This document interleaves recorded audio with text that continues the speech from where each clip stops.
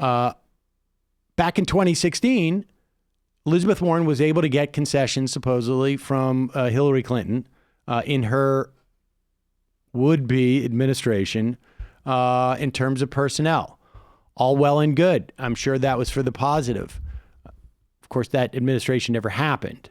But leaving that aside for a moment, the fundamental difference between 2016, Elizabeth Warren's leverage in 2016 with the nominee versus Elizabeth Warren's leverage in 2020 with the nominee is in 2016, people forget this, Elizabeth Warren was hugely popular in 2014. She didn't want to run. Bernie Sanders did. I think both in Bernie Sanders' mind and broadly in their mind, at least initially, he was just a substitute for her and he was running an issue campaign.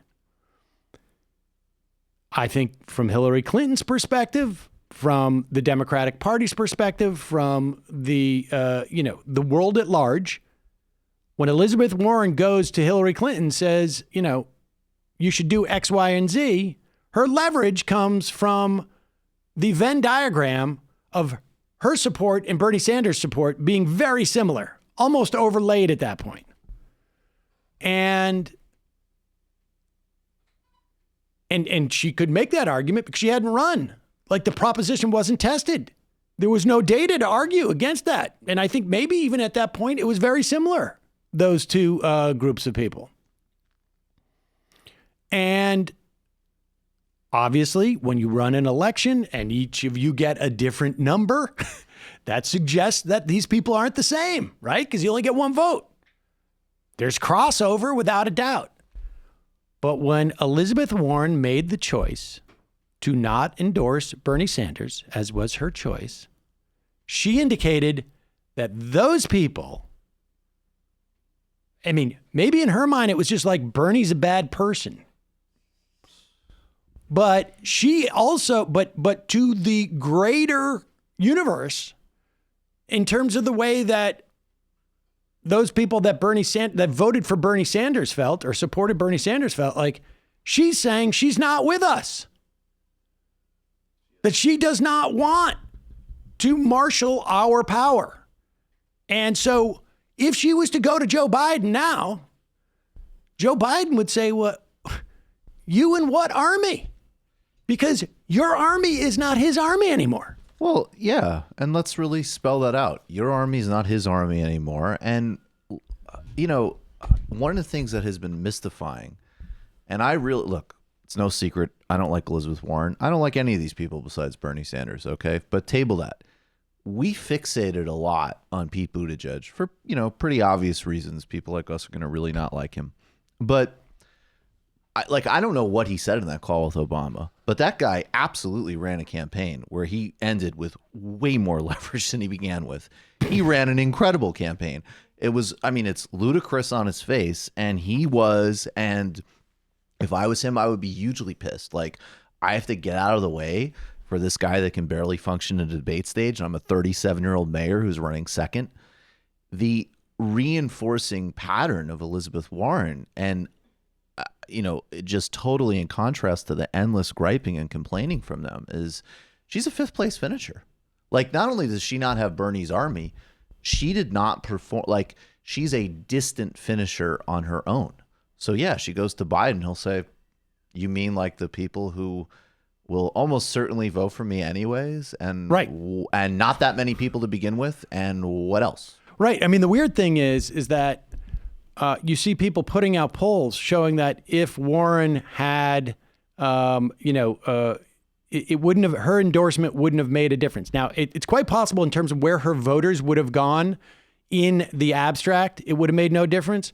But I'm quite convinced that there are voters that were not with Warren, and just the fact that she would endorse Warren would give an indication. I mean, look. Wasn't that the whole thing that we saw when that happened over the weekend? There were plenty of people saying when we were looking at the silver lining, we're like, actually, a fair amount of these people's second choice is Bernie. But that wasn't the point. The point was the media surge and just the overwhelming fist of this is the safe choice guy, the signal you're talking about. Right, of course. And the thing is that had she done that, she could have laid claim to those people.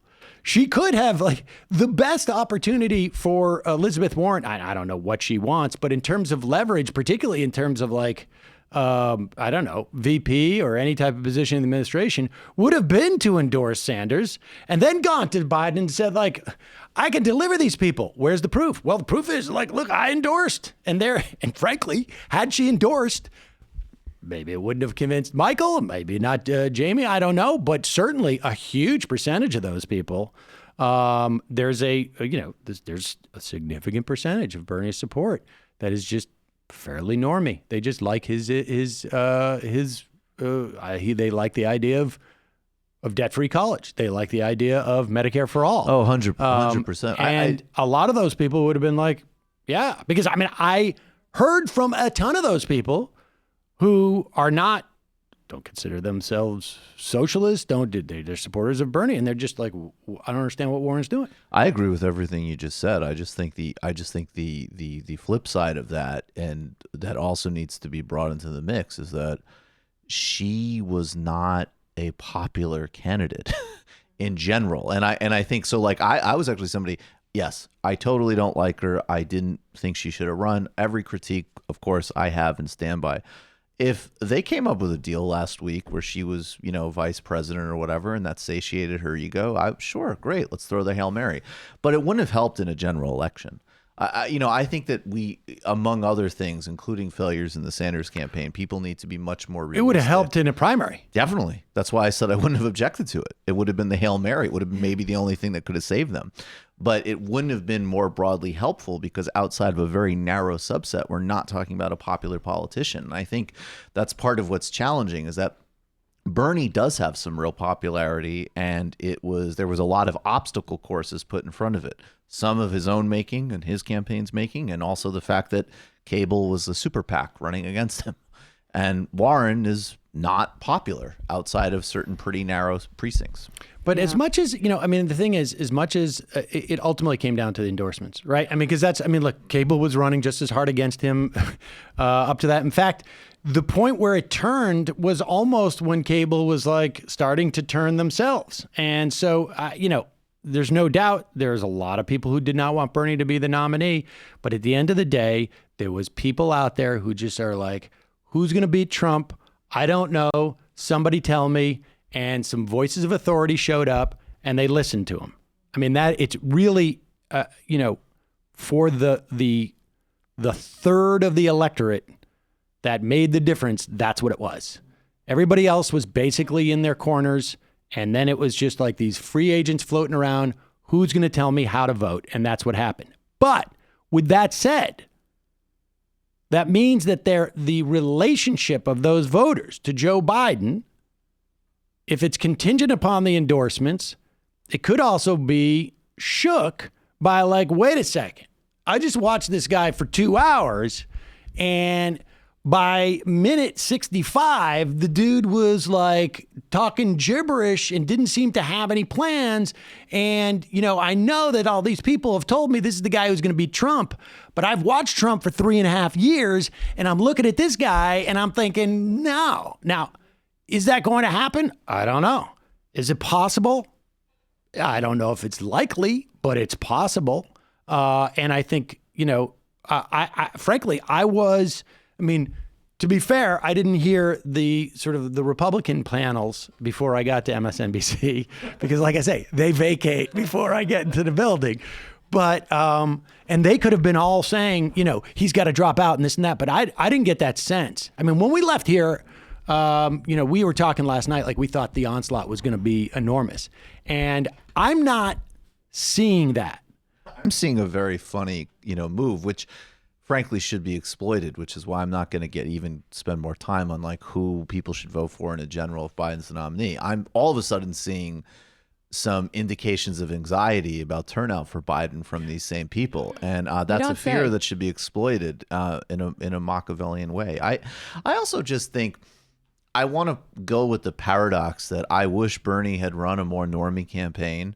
I think we have some agreements about that, maybe some disagreements. But I also think that it should really reinforce to people that even yes, in the real world, in the grand scheme of history, a very moderate and obvious agenda of basic dignity is a class threat. And there is a reason why all of these folks amass together. Because, I mean, not just, forget even Warren. I think Warren is about ego and careerism. But even something like Beto O'Rourke could go from like a silly skateboarding novelty act to like one of the most popular politicians in America with a certain segment of people. But at the end of the day, and he didn't have any immediate, like, the guy is rich.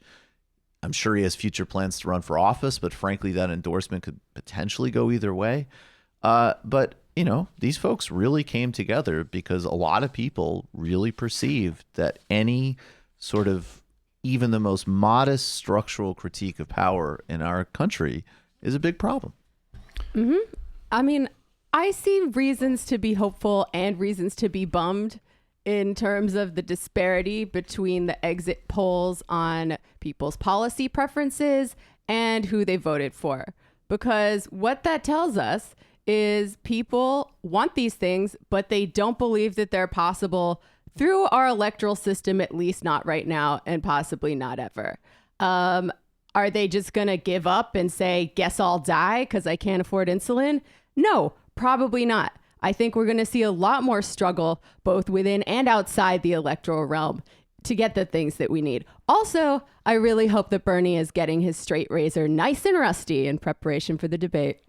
Leaving it in a rain barrel. Should bring Alzheimer's tests with him. Well, I gotta do some ads, but let me just say this before we go to that is that there's two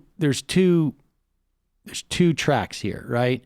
One is how do you salvage or how do you make the most out of the potential possibility that exists electorally? In other words, like Joe Biden shows up and, starts talking gobbledygook. How do you navigate that in a way that does not inhibit the other track of maximizing your leverage to the extent that there could be any with the party, with the knowledge that they need the left to come along. So there is a balancing act because you don't want one to inhibit the other, or to the extent that you do, you should be aware of it.